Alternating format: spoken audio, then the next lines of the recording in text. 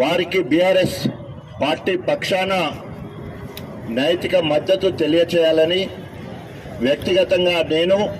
ఎందుకంటే ఆ పాలిటెక్నిక్ కళాశాల తీసుకురావడానికి శంకుస్థాపన, అదేవిధంగా దానికి ఇనాగ్రేషను, తర్వాత ఈరోజు తెలంగాణ మొత్తంలో ఒక పెద్ద క్యాంపస్గా వెలుగొందడానికి మరి ఈరోజు నేను గర్వపడతా ఉన్నాను. అలాంటి కళాశాలలో విద్యార్థులందరూ మరి ధర్నాలు రాస్తారోకోలు చేస్తున్నప్పుడు వారికి నైతిక మద్దతు తెలియచేయాలనే ఉద్దేశంతో ఇక్కడికి రావడం జరిగింది. ఇది పాలిటెక్నిక్ కళాశాల సాంకేతిక శాఖలో ఉండి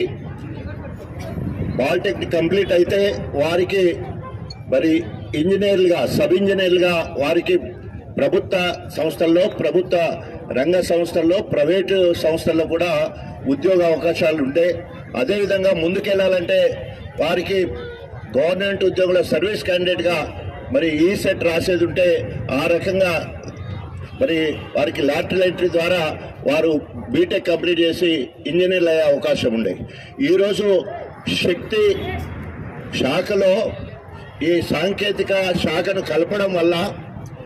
ఈ శక్తి శాఖ అండర్ స్కిల్ యూనివర్సిటీ కింద పనిచేయడం వల్ల వీరి హక్కులన్నీ కూడా కోల్పోవడం జరుగుతూ ఉంది. దీన్ని బీఆర్ఎస్ పార్టీ పక్షాన తీవ్రంగా ఖండిస్తున్నాం. అదేవిధంగా పాలిటెక్నిక్ విద్యార్థులకు పూర్తిగా 97 జీవో రద్దు చేసే వరకు వారికి వ్యక్తిగతంగా తోడుంటాం,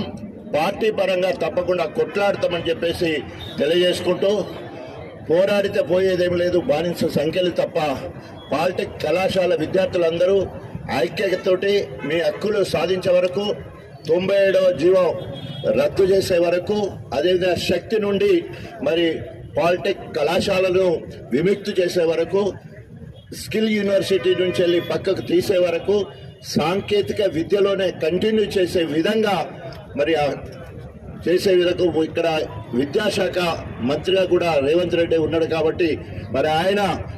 కింద ఉన్న వాళ్ళతో చెప్తాడా, ప్రభుత్వ అధికారులతో చెప్తాడా, వెంటనే జీవో రద్దు చేయాలని డిమాండ్ చేస్తూ